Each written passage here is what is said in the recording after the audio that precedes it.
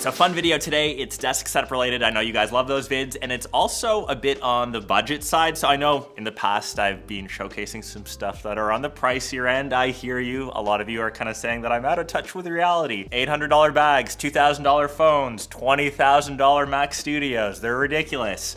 This is for you guys. So this is really student centric, or just I guess like on the budget. I think they're just really great options for the money. So for the desk setup, I've actually just gone for like a one computer build. And I kind of did that because you don't need to focus on having a separate monitor. So you don't need to buy technically two pieces of big tech.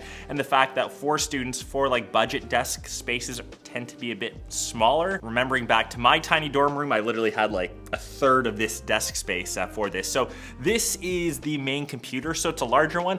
This is a 17-inch model. This is the new LG Gram Pro. And thanks to LG for sponsoring this segment of the video. The specific model being the 17Z90TP. This is their innovative hybrid AI laptop. Obviously AI being a huge buzzword, but there are some honestly really good AI features on this that I wish I had when I was a student, which we'll talk about in a second. But the overall build for a 17-inch laptop, it is still super lightweight and easy to carry around. The reason why I have it on a desk riser when you're, say, sitting at a desk, you're not actually hunched over looking at your screen. This kind of just brings it up so you have a bit more of a neutral position. I got this matte black aluminum one from Amazon. It was 15 bucks. It's great. So when you get to your desk, you can kind of plop the laptop down. You benefit from having a huge 17-inch display, so you don't need to have that external monitor to, say, watch content. This is rocking the latest Arrow Lake Intel Core Ultra 7 CPU, so it has 18% more performance than its predecessor. It comes standard with 16 gigs of RAM. You can spec it up to 32 gigs, which this one has. Storage-wise, you can get it in either 2 or 1 terabytes. And like I said, the Gram laptops are always known for their lightweight and portability. So even for a 17-inch form factor, this is 1,369 grams. And that's actually lighter than a lot of, say, like 15-inch laptops. It's light enough that I can carry it around with 2 fingers. So even if you're going from classroom to classroom, carrying it around all day on campus, or just kind of commuting with a device, it doesn't seem too heavy. And then, like I said, you've got the benefit of having that large display. So AI-wise, this has something really cool called Gram Chat. It's on device. There's this one feature called time travel where you can search previous screen histories. Super useful if you're a student looking something up that you were working on before. You can search up keywords on an assignment or document that you were working on previously and you can't quite remember it. So time travel takes screenshots of every 2 seconds and indexes them so you can look it up later. I really wish I had something like that when I was in school. I definitely could have saved a lot of time. And if you need something more intensive, it can go to the cloud, and it leverages ChatGPT 4.0 with a couple limitations, but hence why this is truly a hybrid AI laptop. The next big thing for a lot of students, which is important, is working unplugged. So this has a 90 watt-hour battery. You'll get around like 25 and a half hours of video playback, so that easily handles your entire day when you're out on campus, when you're in class, even working on documents or assignments. You can use it completely unplugged. And one last feature is Gramlink 2.0. So this connects seamlessly to other devices, which we'll kind of start talking about now. Whether they're Android or iOS, you can get all your notifications from your device on your computer, which is super seamless, which kind of leads into the second point. So like I said, on budget, there are some solid phones out there, but I think the best bang for your buck is the new Nothing Phone 3A. I know that Apple just released their 16E, which is $599 for their cheap phone. This is so much better for $379, especially in this super dope blue colorway. I had a chance to unbox all of them, and trust me, if you're on the fence of what color to get, this is the one. This has a 120 hertz display, once again compared to the 60 hertz on the iPhone. It's got a great camera system on the back, and you've got more than one camera, and what makes Nothing phones pretty iconic is the glyph system on the back for notifications. Those all light up, say when you receive a text, and you can change all of that. So I think this is super cool, and to pair it, I've actually gone with the Nothing open ears. These are 149 bucks and they pair perfectly with the 3A. So if you haven't seen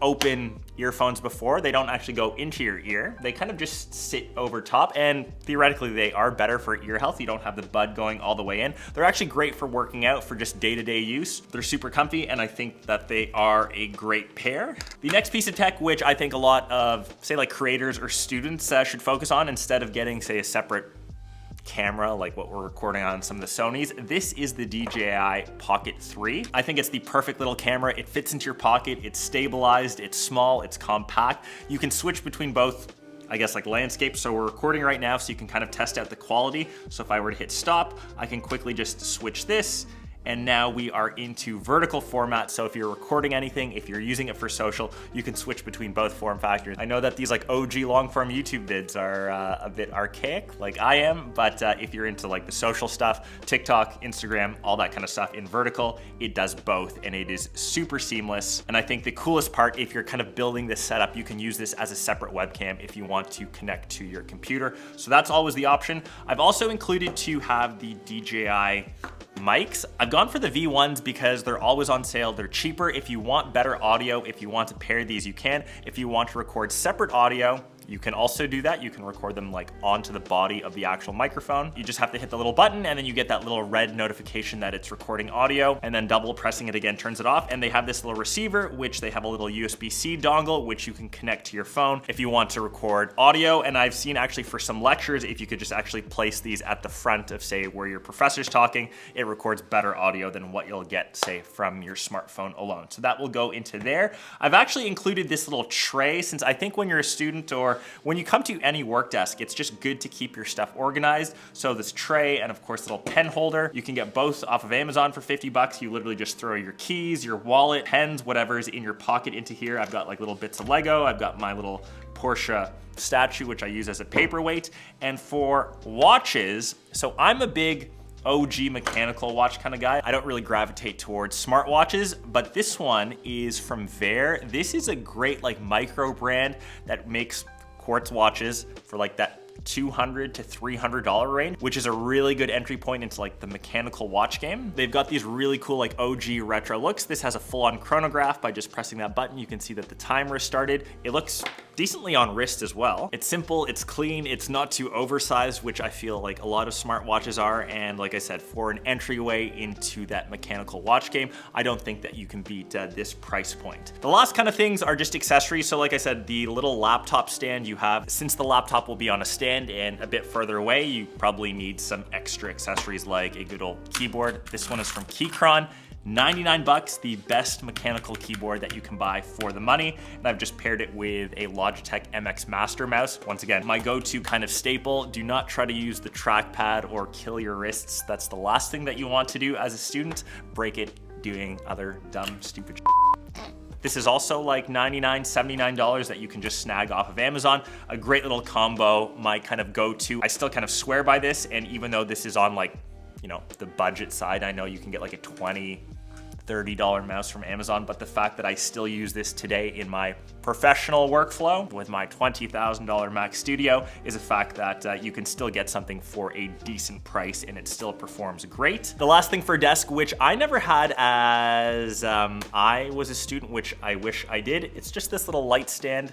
I grabbed this once again off of Amazon for 30 bucks. The amount of times that you're gonna be working late at night to get assignments done, whatever you're doing late at night, just having this nice little clean desk stand, I think is pretty sweet. It's in this nice matte black finish and it matches both the gram as well as the stand. So everything is kind of complete in your desk space. So I think that is it for my budget student-friendly desk setup. Like I said, it's a one computer or one display solution, which I think is better for smaller spaces. If I've missed anything or they're still out of your price budget, then you're SOL. Maybe I'll try to make one like, are there computers that exist for $100? There must be. I'm sure there's computers or cheaper options that exist for under $100, but maybe that'll be like a challenge video that I do in one of my next ones. Hope you guys enjoyed this one, and maybe I'll catch you in desk setup, budget version, budget for under $100 for my next vid. Peace.